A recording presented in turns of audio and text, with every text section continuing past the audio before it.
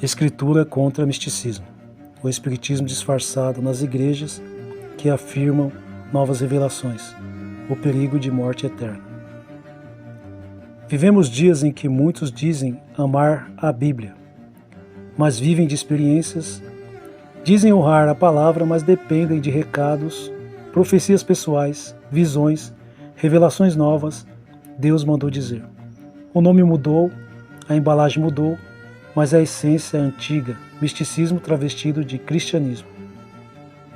E precisamos falar com clareza quando se coloca a revelação extra-bíblica no mesmo nível da Escritura. Abre-se a porta para o mesmo princípio que sustenta o Espiritismo. A ideia de que Deus continua falando por canais especiais fora da revelação escrita. Hoje, confrontaremos isso à luz da palavra. A suficiência final da revelação bíblica. Abramos em Hebreus 1:2. Havendo Deus outrora falado muitas vezes e de muitas maneiras aos pais, pelos profetas, nestes últimos dias nos falou pelo Filho. Observe o contraste. Outrora, muitas maneiras, agora, pelo Filho. Cristo é a revelação final. A revelação apostólica que testifica de Cristo é completa. A Igreja Reformada sempre confessou isso com base no princípio da sola Escritura. A Escritura não é um começo de revelação, ela é a revelação suficiente. Deus me revelou algo novo. Novo em relação a quê? Se é novo, não está na Escritura. Se não está na Escritura, não tem autoridade divina. Apocalipse 22, 18 e 19 é severo. Nada pode ser acrescentado. A raiz histórica do misticismo extra-bíblico. Desde os primeiros séculos, movimentos gnósticos alegavam possuir revelações secretas. A Reforma Protestante enfrentou não apenas Roma, mas também os entusiastas, grupos que diziam receber revelações diretas do Espírito. Martinho Lutero chamou esses grupos de entusiastas, dizendo que eles substituíam a palavra externa por uma luz interior. Para Lutero, isso era o caminho para o caos espiritual.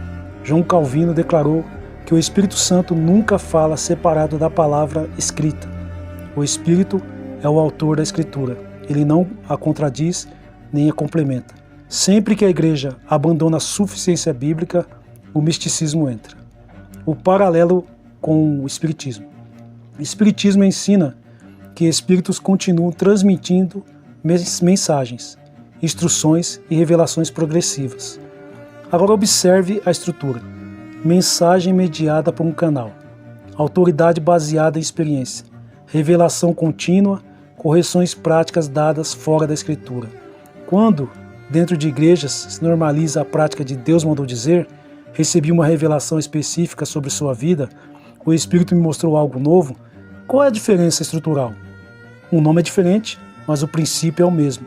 Autoridade fora da Escritura. E onde a Escritura deixa de ser suficiente, o coração humano assume o controle. O diagnóstico bíblico, 2 Timóteo 3, 16 e 17.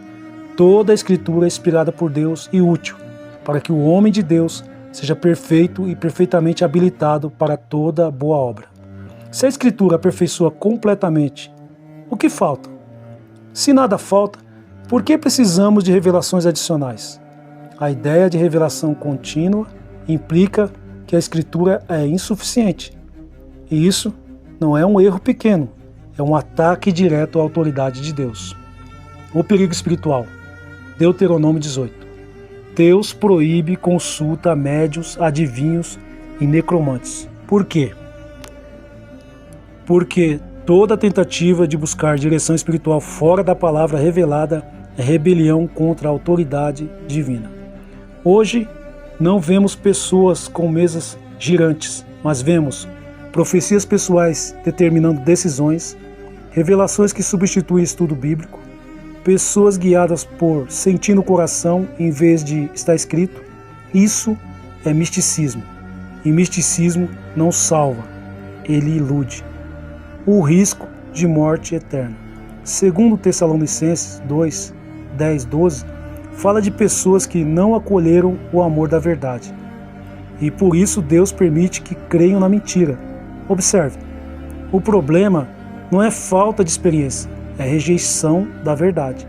Quando alguém prefere experiências espirituais à Escritura, está trocando a rocha pela areia.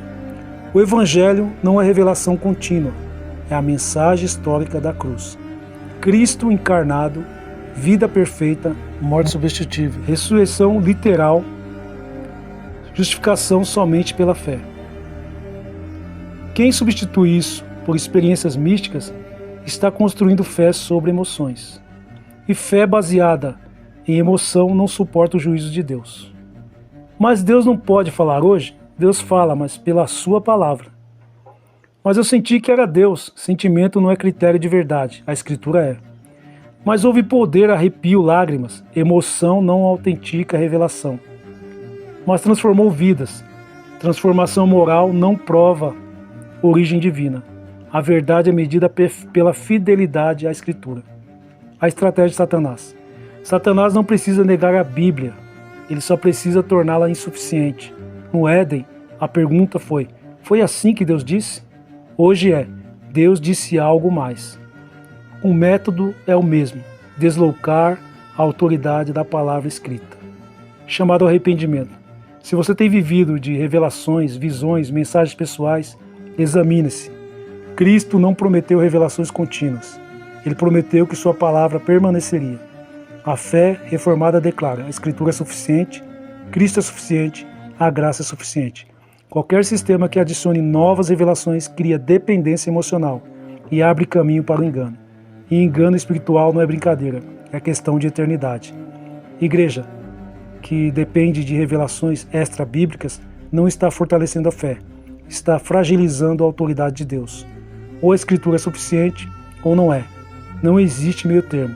Que voltemos à centralidade da palavra, que rejeitemos o misticismo, que abracemos o Cristo revelado nas Escrituras, porque somente a verdade liberta e somente o Evangelho bíblico salva.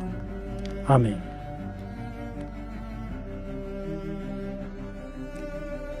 Estou muito surpreso em ver que vocês estão passando tão depressa daquele que os chamou na graça de Cristo para outro Evangelho, o qual, na verdade, não é outro. Porém, há alguns que estão perturbando vocês e querem perverter o Evangelho de Cristo.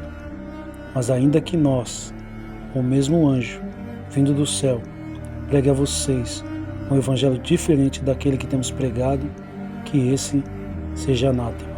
Como já dissemos, e agora repito, se alguém está pregando a vocês um Evangelho diferente daquele que já receberam, que esse seja anátema. Por acaso, eu procuro agora o favor das pessoas ou o favor de Deus? Ou procuro agradar pessoas? Se ainda estivesse procurando agradar pessoas, eu não seria servo de Cristo. Mas informo a vocês, irmãos, que o Evangelho por mim anunciado não é mensagem humana, porque eu não o recebi de ser humano algum, nem me foi ensinado, mas eu recebi mediante revelação de Jesus Cristo. Amém.